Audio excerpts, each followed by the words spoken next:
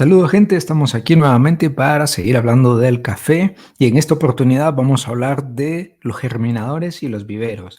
Cuando estamos planeando una producción o una finca productora de café, debemos iniciar en todo momento siempre por los germinadores o por los viveros. Esto en el caso de que el productor decida por ahí mismo y hacer él por su propia cuenta el germinador y el vivero. Hay algunas experiencias y algunos casos donde el productor directamente manda a hacer el vivero por un tercero o se aboca a alguna de las instituciones certificadas del país para comprar un vivero. Ya eh, se evita de esta manera estar haciendo todos los cuidados y todas las atenciones que debe tener el vivero, porque de tanto la germinación como el vivero de la planta del café, o sea, la plántula de café, es bastante delicada, no es un cuidado desmedido, o mejor dicho, no es un cuidado descuidado que se le va a dar, se tiene que estar en constante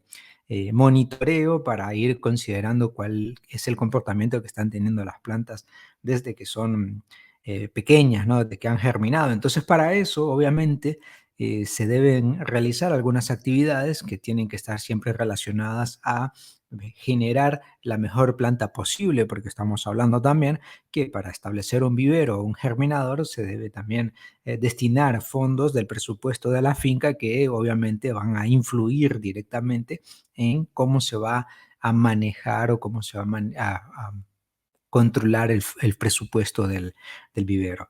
Así que los germinadores tienen una relación bastante interesante porque son los que ayudan y son los, digamos, la primera etapa por la cual toda plántula de café o toda planta de café nace.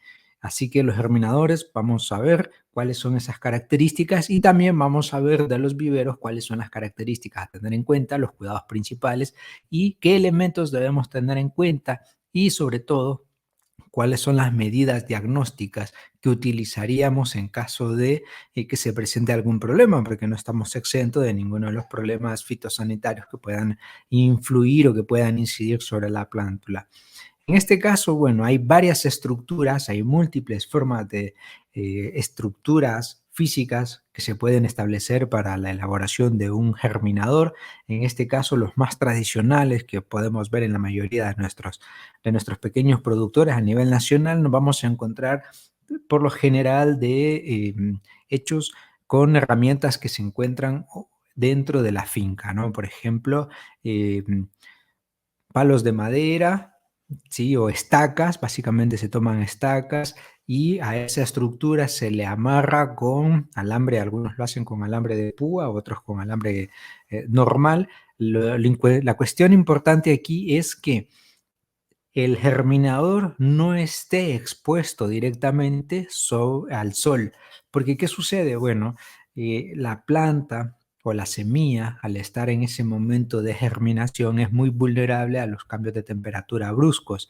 Esto significa que con las altas temperaturas o una radiación que sea demasiado alta, lo más probable es que termine quemando la semilla y ésta no pueda germinar, o cuando ya haya germinado, la debilite de tal forma que la planta muera. Entonces hay que tener mucho cuidado al inicio de la germinación y la primera base es una estructura que fomente la entrada de luz, pero que no sea exagerado, ¿no? Que no sea excesivo, porque de esta manera lo que estamos buscando únicamente es generar un microclima controlado en el cual las condiciones de la plántula pueda germinar, que pueda desarrollar bien. Y evidentemente también tiene otro efecto importante, sobre todo cuando se hacen los viveros o los semilleros, por lo general se hacen en la temporada del verano para impedir el excedente de lluvia y aparte pues es la época en la que más fácilmente puede el productor controlar todas las actividades que le va a hacer previo al trasplante de semillero al vivero. Entonces, otro aspecto a tener en cuenta cuando se está haciendo la estructura, cuando se está estableciendo la estructura de germinadores, es que la semilla no esté en contacto tampoco con el exterior y por eso siempre se hacen camas o lotes de 1 metro por 1 metro, en el caso de algunos pequeñitos, o de 1 metro por 5 metros de largo. Básicamente, en ese espaciamiento se esparcen o se distribuyen las semillas y después de que se entierran, se pone una capa delgada de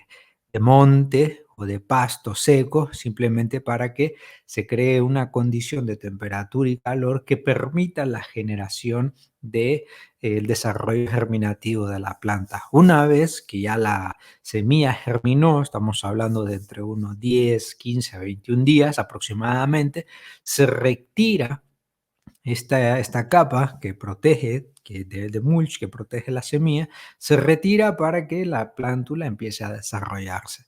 Básicamente, esta etapa inicial solamente es fomentar la germinación de la semilla. Por ende, cuando se establece el vivero de manera inicial, se cubre y después de 21 días aproximadamente, cuando ya hemos verificado que la planta germinó, entonces ahí lo retiramos. De ahí, pues solamente vamos a continuar, eso sí, con la sombra o con la media sombra que le vamos a dejar a la planta para que ésta se vaya adaptando y vaya creciendo con todos los cuidados requeridos. También se pueden utilizar otros instrumentos un poquito más sofisticados o que requieren de un valor para el productor, como son las mallas sombras, una malla sombra al 25, una malla sombra al 50%, sería lo más recomendable. En este caso es cuando se utiliza este tipo de malla sombra, es sobre todo cuando bastantes o se van a estar realizando continuadamente semilleros. Entonces, de esta manera es mejor tener ya una estructura establecida, más tecnificada, porque lo que se busca es darle una continuación. Es decir, en este año producimos, en este año sacamos una cantidad de semilla, para el siguiente año vamos a hacer exactamente lo mismo y vamos a estar en constante elaboración de semilleros. Entonces, para ese caso, ya es mejor tecnificarlo, aplicarle ya a la malla sombra, porque vamos a con ello lograr que tenga una duración mucho mayor, que sea más longevo en comparación de si lo hacemos con pasto seco. Y esto obviamente ya también le podemos sacar un rédito desde el punto de vista económico, porque un vivero que está en o que se comercializa, pues esto le va a generar un ingreso extra al productor. En el caso de los certificados, bueno, están más tecnificados, inclusive algunos ya agregan sistemas de riego por microaspersión para que la gota sea lo más suave para que la planta pues no tenga ese impacto. También la elaboración de germinadores, como había mencionado, básicamente los vamos a encontrar de dos categorías. La categoría tradicional, típica o la que está enfocada para el pequeño productor, por ejemplo, un productor quiere hacer renovación de su lote de productor, bueno, él lo puede hacer, no va a necesitar grandes cantidades de recursos para poder hacerlo. Ahora, por otro lado está el tecnificado, el semitecnificado y el tecnificado, que van a ser para aquellos productores que están en constante elaboración de viveros. En esto lo vamos a encontrar por lo general en cooperativas, porque las cooperativas pues tienen un grupo de socios por lo general bastante grande, entonces tienen que estar elaborando viveros para facilitarle esa labor al productor y que él simplemente vaya a la cooperativa, traiga la semilla que necesita y ya vaya directamente a trasplantarla, que es una ventaja importante en el caso del manejo y de labores que va a llevar el café, sobre todo cuando está en esa primera instancia o en esa primera etapa que es muy pequeña y que es muy frágil. Entonces, a partir de ahí, el productor tiene que tomar esa decisión. ¿Para qué va a hacer su vivero? Si es evidentemente para hacer una renovación de su lote productor, porque lo está pensando a renovar dentro de unos 3 4 años, entonces lo puede hacer sin problema ninguno, teniendo en cuenta que lo que necesita es un sustrato, una preparación de un sustrato que tenga el enriquecimiento, tanto nutricional como la porosidad que se necesita para que la plántula pueda crecer bien, y también cubrirlo ya sea con hojarasca, con pasto seco. La cuestión es cubrirlo para impedir que el exceso de radiación queme la semilla cuando germina y también que el exceso de radiación marchite la plántula cuando está ha brotado o también, como le llamamos, la chapola. Así que Por lo general, las condiciones son de 1 metro por 1 metro o, según la necesidad de plántulas que quiera hacer el productor, pues este va a ir haciéndolo más grande, ¿no? Puede ser de 1 metro por 3 metros, de 1 metro por 5 metros. La distancia en cuanto a lo largo, realmente que no importa, eso va a depender del número de plántulas que quiera generar el productor. El ancho recomendable es 1 metro, 1 metro 10 como mucho. Esta es la distancia idónea porque en esas distancias, básicamente el productor puede manipular su semillero por ambos lados, por las dos caras, externa e interna, entonces le sale mucho más sencillo manipularlo. Si fuese mucho más ancho, entonces tendría que agacharse más, seguramente las plántulas que nacen en el centro no las pueda manipular o no las puede traer, o si lo hace las va a deteriorar porque va a tener que hacer un esfuerzo extra. Entonces el ancho ideal, el ancho eh, perfecto, digámoslo de esta manera, va a ser de 1 metro de ancho. El largo, pues el largo va a depender de la cantidad de plántulas que queramos generar. ¿Qué otro aspecto hay que tener en cuenta? Bueno, ya partimos de la zona, digamos que el semillero lo queremos establecer en una zona que sea ligeramente plana, también que esté libre de malezas, que esté limpio, que también esté libre de hormiga de tipo sonpopo, porque esta obviamente es muy dañina y muy peligrosa para la semilla. También una zona que no haya tenido episodios anteriores de enfermedades del suelo, tipo Rhizoctonia, tipo Sclerotium, que pueden generar daño a la raíz de la semilla o a la raíz del café, y la larga, entonces, una planta que tardamos mucho tiempo en generarla puede que se arruine muy rápidamente debido a un problema de enfermedad. También el sustrato lo mejor es hacerlo, no utilizar solamente la tierra de la finca, sino que esa tierra hay que reforzarla con nutrientes y a la vez hay que modificarle la estructura para que sea mucho más fácil hacia a la planta germinar y desarrollar su campo radicular, porque de lo contrario, lo más seguro es que tengamos plántulas que crezcan con raíces torcidas debido al esfuerzo y al exceso de energía que van a gastar en exploración y rompimiento de suelo. Así que eso hay que tenerlo muy en cuenta, preferiblemente sustratos esponjosos. Y la preparación de semilla, bueno, lo primero que se necesita es una semilla de muy buena calidad. Para determinar la calidad de la semilla hay que ver primero de si es de primer origen, si es de segundo origen, la calidad de la misma, que no venga enferma, que no venga brocada, que no venga dañada, que sea preferiblemente la semilla más grande porque esa tiene más almidones y azúcares que le van a dar más energía a la planta para cuando ésta crezca.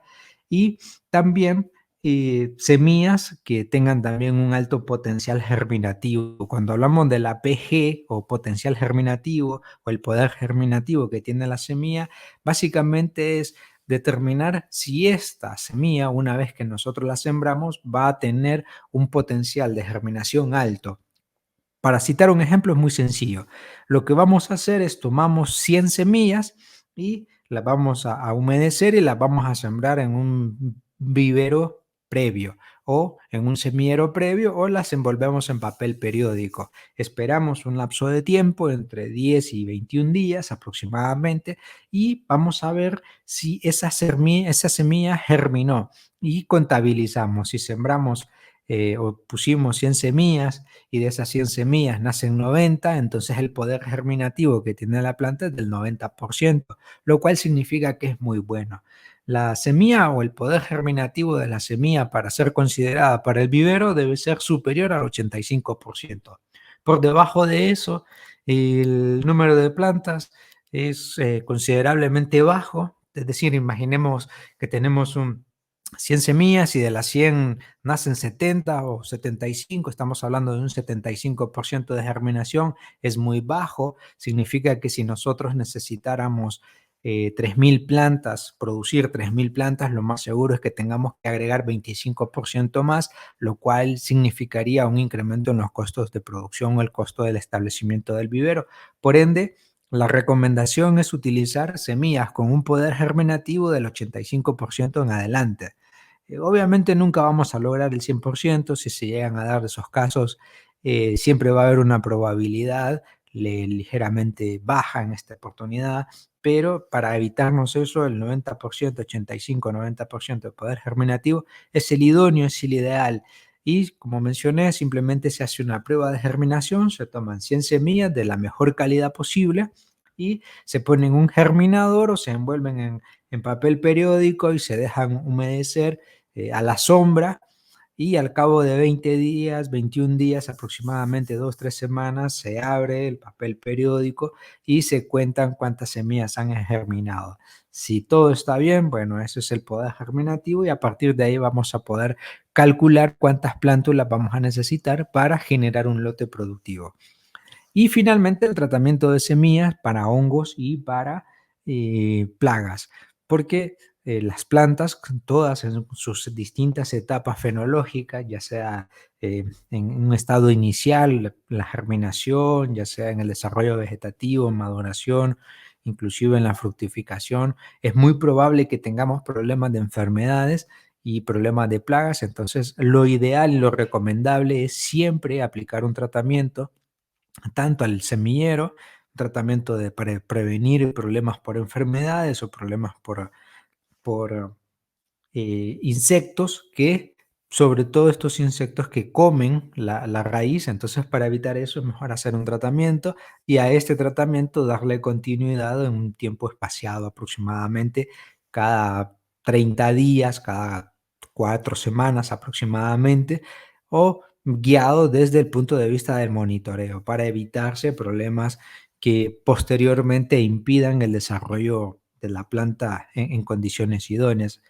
Y la calidad de las semillas siempre, en todo momento y en todo lugar, independientemente de la variedad, tienen que ser de muy buena calidad. Semillas que sean lo más homogéneas en cuanto a calidad se refiere, que se vean sanas, que se vean saludables, evitar semillas que han tenido algún tipo de daño o que vienen de un sobrefermento. Ese tipo de semillas lo más probable es que ya traiga un problema y entonces a la larga la plántula no va a crecer o germina muy débil o se debilita muy rápido y es muy propensa a enfermarse o es propensa a morir. Entonces lo mejor siempre es buscar semilla de muy buena calidad, semilla con características que le brinden la mejor energía posible. Esto nos va a permitir que la planta desarrolle más rápido. También el establecimiento de las semillas aproximadamente tienen que ir en 1 metro cuadrado, ¿sí? Un espacio, un semillero de 1 por 1 debe ir aproximadamente 1 kilogramo, que es aproximadamente 2,2 libras. Esa es la cantidad de semillas que debe ir distribuida en 1 metro cuadrado. La distribución de las semillas se puede hacer por dos vías. Una, de forma esparcida y que ese esparcimiento sea lo más homogéneo posible. Personalmente no me gusta utilizarlo de esa manera porque eh, siempre hay un margen de error donde las semillas se puedan apilar más en un lado, menos en el otro, y esto a la larga cree una competencia entre plántulas o una plántula daña a la otra cuando esté haciendo su desarrollo o crezcan pegadas y esto a la larga entonces va a terminar perjudicando o dañando. En lugar de una planta, que perdamos una planta, podemos perder dos, tres o cuatro por el apilamiento de la semilla. Y la otra vía es un poquito más trabajosa, no lo voy a negar, es mi favorita porque fomenta por un lado el orden, que es el semillero dividido en líneas. Se separan líneas a 2 pulgadas aproximadamente, a una profundidad de 5 veces el tamaño de la semilla, es decir, la profundidad es muy leve, aproximadamente 1 centímetro como mucho, y entonces se van apilando las semillas de manera lineal, ¿sí? Una detrás de otra. Este es un trabajo ligeramente complicado porque demanda un poquito más de tiempo, a diferencia de esparcir solamente la semilla, lo hace mucho más sencillo, pero estamos buscando por un lado la calidad y por el otro lado la mejor productividad, la mejor capacidad germinativa que tenga una planta. Entonces, para lograrlo, significará que vamos a tener que hacer un poquito más de trabajo. Y es por esta razón que muchos productores deciden mejor comprar el vivero ya establecido, porque esta labor requiere de bastante tiempo y requiere de consumo de energía y de recursos. Entonces, para evitar hacer esto, muchos productores terminan comprando el vivero ya hecho o lo tercerizan de forma tal que le asignan esta labor a un tercero y luego ellos van a entrar en las plántulas. Cualquiera de las vías es viable, no hay ninguna que sea mejor o peor, sino todo va a estar ajustado a las condiciones laborales y a las condiciones agroproductivas que tenga el productor mismo.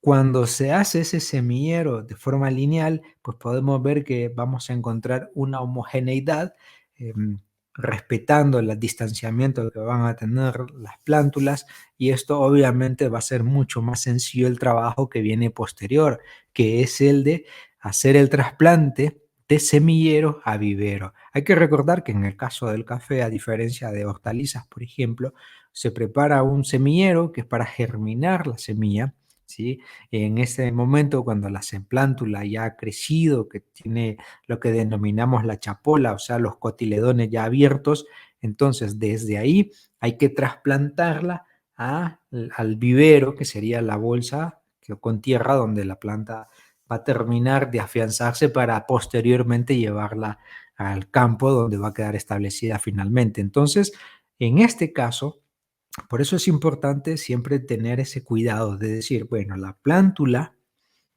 debe venir lo mejor cuidada posible y para lograrlo, pues el mejor es el distanciamiento correcto entre las hileras donde van a ir separadas.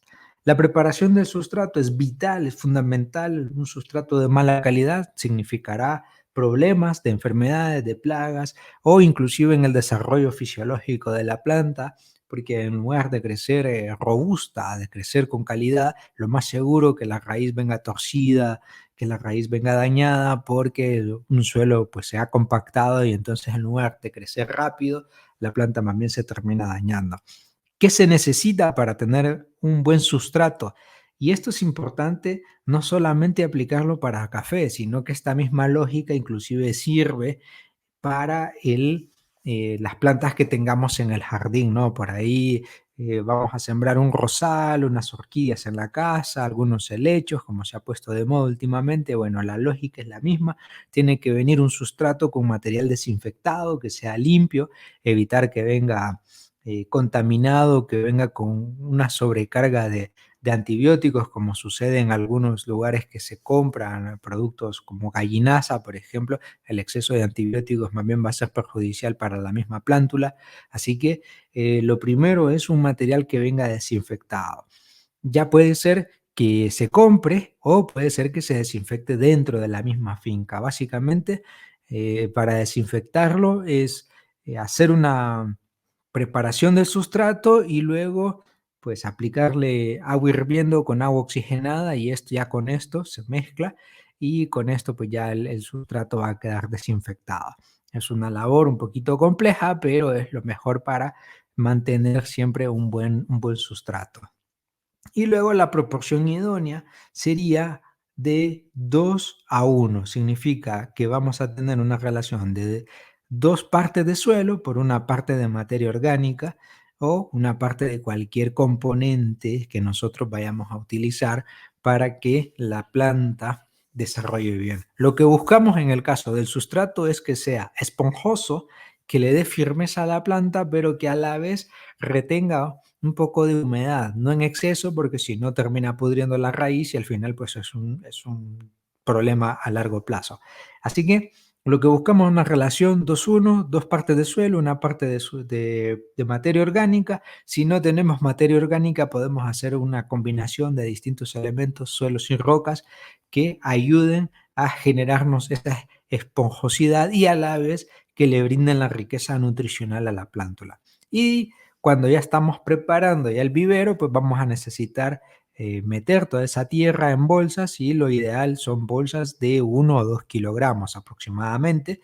Es una bolsa con una capacidad para 2 libras, 2-3 libras. Es el idóneo porque con eso lo que vamos a lograr que la planta desarrolle en esa condición, en ese microambiente, desarrolle bien y soporte todo el estrés al cual se va a someter. Por ejemplo, el estrés es de traslado del vivero a la finca, el traslado de la finca a donde va a quedar establecida, el momento en el que se hace el trasplante por la manipulación que se le da a la planta y hasta que ya la planta logre establecerse, estabilizarse, es que ya la cantidad de estrés que va a sufrir la planta es menor hasta que fisiológicamente esté en las condiciones óptimas. Entonces, lo mejor es que la bolsa tenga una capacidad de 2 kilogramos, de 2, 3 libras, y con eso fomentar el desarrollo de un sistema radicular abundante y fuerte y robusto.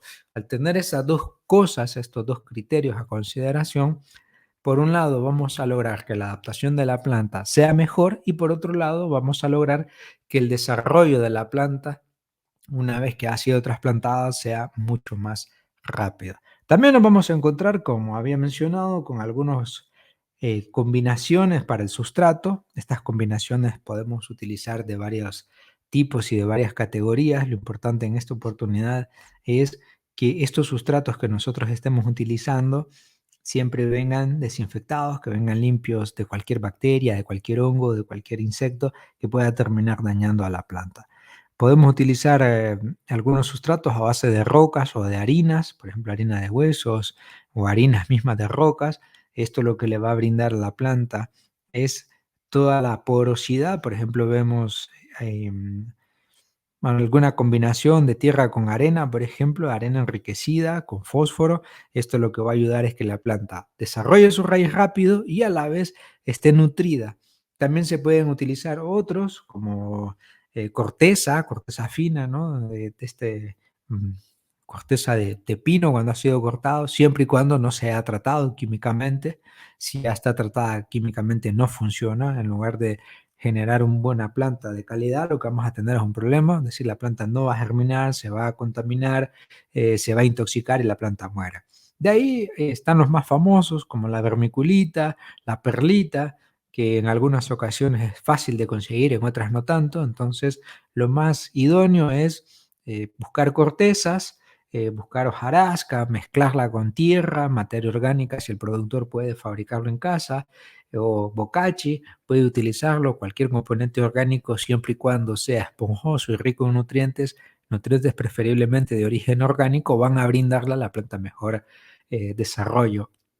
O arenas, mezclar arenas, arenas que vengan enriquecidas, siempre y cuando la arena venga limpia. La arena de río puede servir, pero lo ideal es siempre, en todo momento, desinfectarla, como había mencionado, utilizando agua hirviendo con agua oxigenada.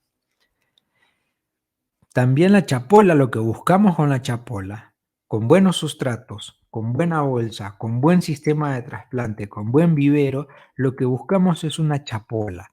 La chapola no es más que la semilla, que la planta germinada, con sus cotiledones abiertos. Ya los cotiledones eh, vienen siendo equivalentes a paneles solares. Ellos vienen y al estar en contacto con la radiación solar empiezan a activarse la fotosíntesis y toda esa generación de energía que tiene la planta en su interior. Este es un fenómeno netamente bioquímico. Entonces, esa energía que va dentro de la planta va a ayudar a que se desarrolle mejor. Y para lograrlo, pues vamos a necesitar generarle esas condiciones. Mientras una planta tenga óptimas condiciones, lo más seguro es que ella en agradecimiento tenga un buen desarrollo. Y podemos hacer siempre una comparación o hacer un análisis o un diagnóstico en todo momento de cuál es el desarrollo que está teniendo la plántula.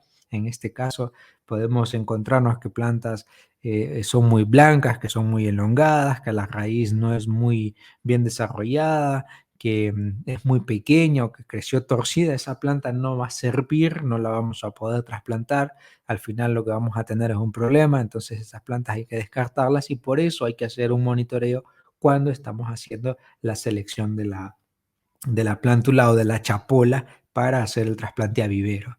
La chapola ideal tiene que tener sus dos cotiledones abiertos, sanos, y el sistema radicular debe ser igual o mayor en cuanto a longitud de las raíces con respecto al tallo. Si es así y crece de forma recta, con abundante raíz de coloración blanca, lo más seguro es que esa plántula es de calidad. Así que siempre antes de hacer un vivero hay que tomar nuevamente un grupo de plantas de forma aleatoria y ver el desarrollo que están teniendo. Si logramos un buen desarrollo, digamos, tomamos 10 plantas al azar y de esas 10 chapolas, de esas 10 chapolas que nosotros tomamos, 9 están bien, significa que logramos un 90% de, de chapola ideal, entonces con eso ya podemos hacer un trasplante mejor. Si no, si nos sale un porcentaje de desarrollo inferior al 80%, vuelvo al 80%, lo más seguro es que necesitamos hacer un poco más de semillero porque no nos va a alcanzar la cantidad de plántulas que estemos generando. Así que siempre hay que tener esas medidas. Calidad de germinación, o sea, el poder germinativo, 100 semillas, de las 100 cuantas nacen, si es superior al 85% es óptimo. Igual cuando ya tenemos la chapola lista, la sacamos, la limpiamos y vemos si el desarrollo que está teniendo es correcto. Igual, superior al 85% son las cantidades para hacer trasplante ideal. El trasplante simplemente es tener la bolsa llena y con una estaca, pues hacemos un agujero al centro, metemos la chapola, apisonamos un poco y después pues le vamos a hacer un riego ligero para que se pueda adaptar la planta al nuevo ambiente al cual se ha sido trasplantada. Igual, y aquí básicamente la lógica es la misma, hacer un agujero y poner la chapola, tratar de poner que la chapola esté también con su raíz recta para que su desarrollo posterior pues sea también el idóneo. Las dimensiones, lo ideal es cuando están ya las chapolas trasplantadas, que ya tenemos el vivero listo. Algunos productores lo hacen en condiciones de 1 metro, 1 metro por 1 metro, supongamos en este caso particular, cuando es pequeño el lote de producción que se quiere renovar. Si es un poco más largo, lo ideal es irlo apilando por hileras de 2 en 2, de 4 en 4, que también sea muy fácil la manipulación. Cuando son las hileras separadas de 2 en 2, por un lado va a ser más fácil la manipulación del productor en las plántulas y por otro lado también el desarrollo va a ser menos competido. Hay algunos casos que se ponen de 5 en 5, es válido siempre y cuando el productor tenga el control y la regulación de las actividades que haga dentro. También habrá, como he mencionado, especializados, personas especializadas solamente en preparar vivero para venderlo. En el caso de que eso se haga, siempre tener el cuidado de que la semilla y de la planta que se está adquiriendo sea la idónea, sea certificada, para evitar tener una combinación varietal en la finca. Al final podemos encontrar desorden en la finca, que hay varias variedades mezcladas, no se sabe qué es lo que se tiene. Entonces el productor, si más adelante pretende hacer una venta de café diferenciado, lo más seguro es que no lo pueda hacer porque va a tener problemas con la mezcla varietal. Entonces el orden también tiene sus ventajas, el desorden también, pero en esta oportunidad lo que buscamos también es semilleros y plantaciones o fincas lo más ordenadas posibles.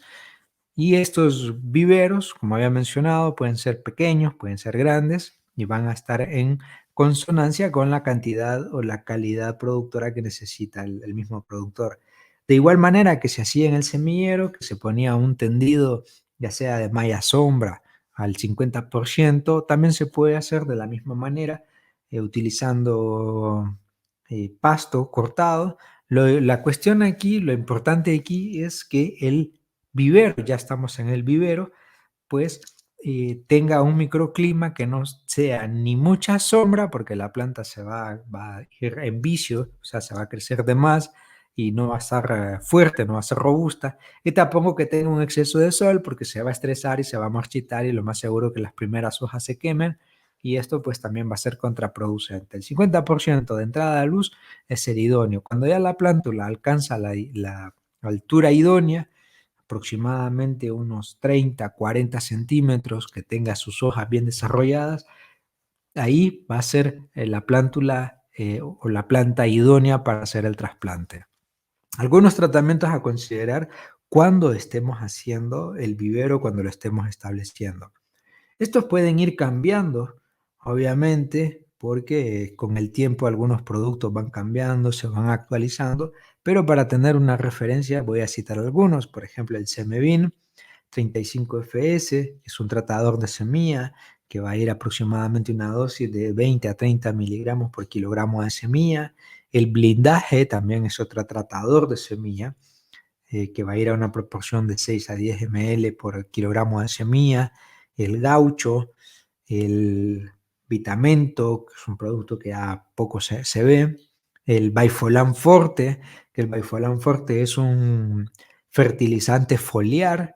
A mí me gusta utilizar mucho este producto porque trae micronutrientes también en buenas proporciones, lo cual le va a dar a la plántula la riqueza que necesita. El Vitafol también es un multivitamínico para la planta. El metalosato para tener el cuidado de plagas. Y el Fitoplus para problemas de enfermedades. Entonces, como tratamiento preventivo es muy, muy bueno. Esto todo va a ir siempre acompañado de el cuidado o del monitoreo constante que haga el productor. También la planta tiene una manera de manifestar alguna deficiencia nutricional, por ejemplo, si está carente de algún nutriente, ya sea de nitrógeno, de fósforo, de potasio, que son los elementos primarios o macroelementos que la planta consume. También si hay una deficiencia de fósforo, de manganeso, de calcio, de boro, todo eso la planta lo va a ir manifestando. Lo ideal es que cualquier productor tenga un catálogo para ir conociendo las deficiencias. Obviamente no es lo mismo un productor que viene iniciando que un productor ya establecido, no obstante, siempre es bueno tener un catálogo de deficiencias en el cual consultar, porque algunas deficiencias pueden ser similares a otras y esto generar confusión y a la hora de hacer el tratamiento, pues por ahí hay alguna confusión. Así que siempre es bueno tener un catálogo de deficiencias, un catálogo de enfermedades y un catálogo de plagas para conocer cómo se afecta, qué afecta y cuánto es la probabilidad de pérdida que tenga la planta. Así que siempre es bueno ir recopilando esa información. En este caso, pues dentro de mis redes sociales yo brindo esa información, algunas deficiencias nutricionales que sirvan para hacer el diagnóstico. Así que en cuanto hablamos del vivero y hablamos del germinador, siempre tener el cuidado de regulación de sombra, de humedad, también la forma en la que vamos a disponer las semillas, ya sea en el germinador o dentro del vivero, o sea, la plántula ya que está en el vivero, y lograr en la medida de lo óptimo siempre la mejor planta posible porque cada plántula va a tener una longevidad acorde a su calidad. Así que tener siempre presente eso. Bueno, lo dejamos por acá. Espero que les haya gustado y nos vemos en la próxima. Suertes totales.